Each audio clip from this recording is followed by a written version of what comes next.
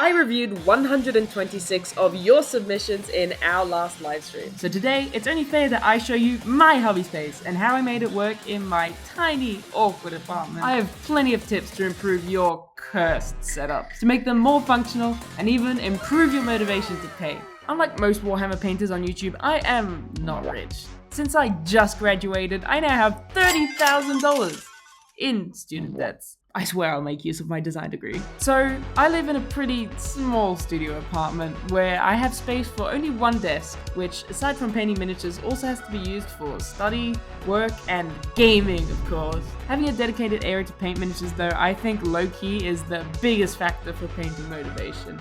Any hurdles you have to jump over to start painting are just reasons for you to keep sitting on the couch and watch YouTube instead. During the setup review stream, I found that a lot of you guys seem to be in the same single desk situation. So let me show you my multi-purpose system to keep it neat, functional, and efficient. Before we get started, a big thank you to my channel members. I know the uploads have been very slow lately, so I genuinely thank you for sticking around. You guys are the real ones. You can support the channel too by becoming a member from just $1.50, and I promise I will be uploading more videos now that I'm done with uni. Welcome to my desk. You might notice there is not much painting going on at this desk right now. That's because of my first tip. Closed storage. My apartment has a shared lounge room, bedroom situation. It's weird. So my desk is nestled right in this corner, and this here might look like a typical wardrobe, but actually it's my painting setup. By putting my desk right next to it, I can access all my painting stuff easily, but it's still hidden away when I need to concentrate on work. You can see I have all my paints, brushes, basing materials, all on this small shelf nestled between my clothes for efficiency. But that's not all. If you turn around, you'll see a small side table, which is actually more hobby storage. Warhammer boxes actually fit perfectly in this drawer. It was an amazing find from IKEA. Don't worry, these boxes are actually empty and I just use them for videos to make it look like I have a pile of shame and be relatable for you guys. I would highly recommend keeping your hobby supplies in closed storage like a set of drawers or a cupboard. Open storage like shelves should always be used carefully. They are designed to be a space for displaying things like your beautifully painted miniatures. Too many small items, even if they are organized, can make your space feel cluttered. Inside closed storage, you can be as messy as you want, though you should still obviously try to keep things in order so it doesn't just become a dumping ground.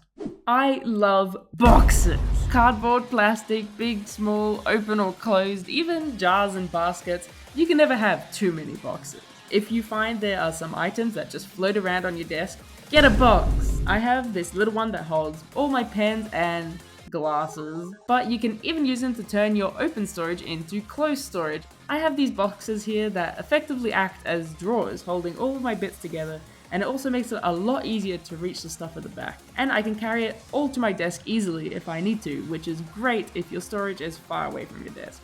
By using boxes, you can easily get set up and pack away your painting things, making it easier for you to get started with painting. And speaking of handy hobby solutions, I recently got sent this KRYDRUFI,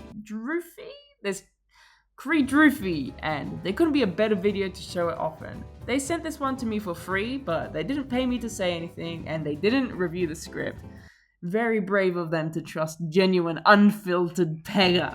I was actually surprised though. It's super helpful when I go to paint at my local hobby store or at a friend's house, even just as a great box to store things at home and to pull it all out easily. This whole set is only 40 Australian dollar dues, which is literally cheaper than buying just a wet palette from hobby brands. So if you don't have space to paint at home at all, this could be a great solution for a setup you can carry around to your local hobby store. Or if you have a temporary space like mine, it's just a nice compact solution to move your things to and from your desk. You can use my link in the description or use code KRYDRUFI for 15% off. But again, they didn't pay me to say this, and I don't really care if you use my link. I just think this is genuinely a well-designed product, and I just wanted to share it with you because I love boxes. One thing that I will allow you to keep on your desk is paints, but not like this. Get yourself a paint stand. Any paint stand will make your desk more organized and your paints much easier to find. However, some paint stands are better than others. try to find one that holds your paints vertically to maximize your desk surface area. Also, if you're a chronic paint hoarder, having a rack can show off your collection while helping to limit how many you buy. If you can't fit it all on the rack, then maybe you don't actually need more paints. Or maybe it's a good time to clear out some of your old crusty pots that are filling up slots. I use these paint racks to carry them from my closet to my desk when I need to paint, but if you have a more permanent painting desk, you can definitely keep them on there. Having them displayed like this in front of you can help inspire color schemes for your miniatures. Maybe you'll be encouraged to try out a paint that you haven't used in a while. Using a rack like this makes your desk feel much neater thanks to the design principle of repetition. Putting lots of the same shape next to each other in the same way sort of makes your eye read it as one big object, making the whole group feel like one. I told you I'd use my design degree. In interior design, the easiest way to make your room feel bigger is to show more floor space. So getting furniture like a couch or coffee table with taller legs shows the floor underneath, subconsciously making your home feel bigger. The same applies to your desk. The more desk you can show, the more spacious it will feel.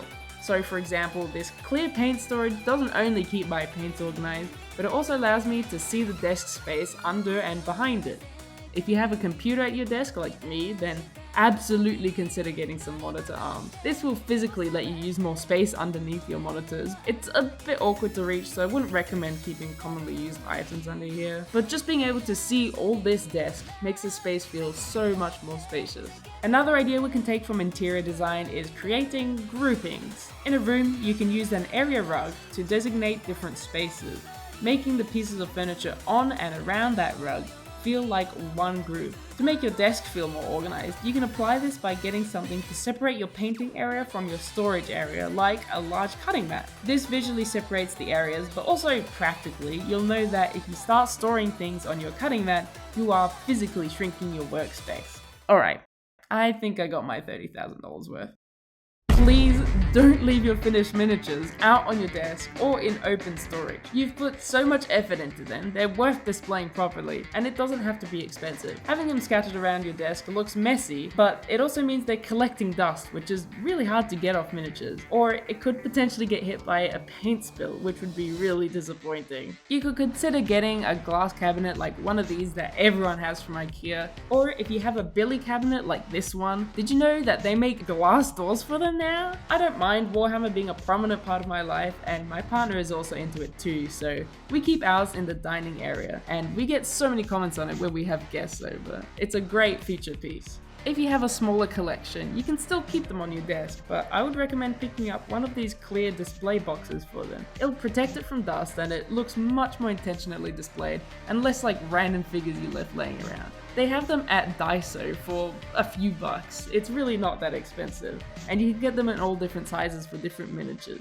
Honestly, I could make a whole video on displaying your miniatures though, so hit subscribe if you think that's something you'd like to see in the future. Lighting is obviously important for miniatures to see what you're painting, but it's also a very powerful tool to create a comfortable and cozy space. Any lamp is better than nothing, but a bar light like this is great for even lighting across your whole miniature and workspace. Whichever light you get though, find one with a clamp like this to free up more desk space. Changing color temperature is also a bonus to check your miniature under different lighting and to create different moods between painting and relaxing. Warm light is better for your eyes at night and creates a cozy, relaxing space, while natural or cold light is better for daytime and more accurate for painting.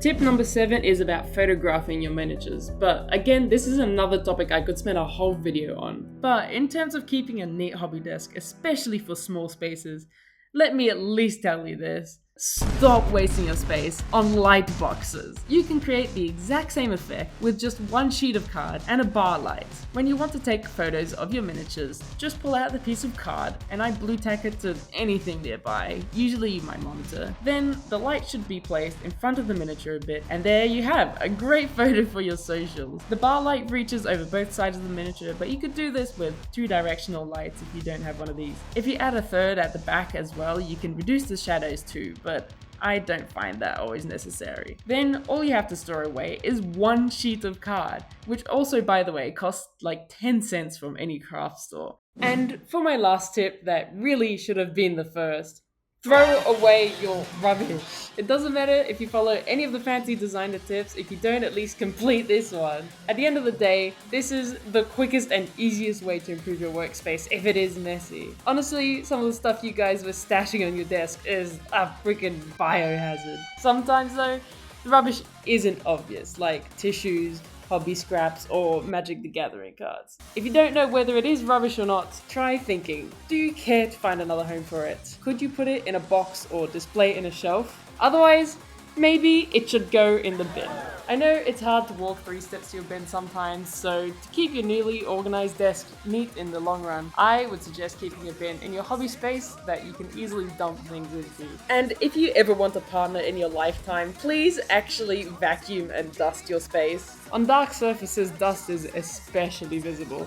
It's one of those things that once you notice it, you can never unsee it. Having a duster or just some paper towels near your desk can also be useful for cleaning up any scraps after assembly or kit bashing. Another life hack is to keep isopropyl wipes in your hobby toolkit. The alcohol on these wipes is unfortunately not for drinking, but it is very good at stripping paint. These can be used like an eraser for acrylic paint to remove any spills and spots from your desk, or even on your miniature to erase any mistakes. Genuinely, keeping your space neat and clutter-free, I've found, can be great for mental health. Leaving rubbish and dirt on your desk is just a constant reminder that you'll have to deal with it at some point, which just creates unnecessary mental load. Don't quote me on that though, maybe I'm just a neat freak. I've found though that I am way more focused and productive when I have less things and distractions around me. Overall, I think it's good to do a review occasionally and think about how your space is working for you and how you can improve it. Even if you just implement 1 or 2 tips from this video, it could have a big impact on your space and get you excited to paint next time. I've updated my setup so many times to arrive at this point, and I'm certain I'll add even more and change more to it in the future. If you're watching this video, you're obviously a miniature painter,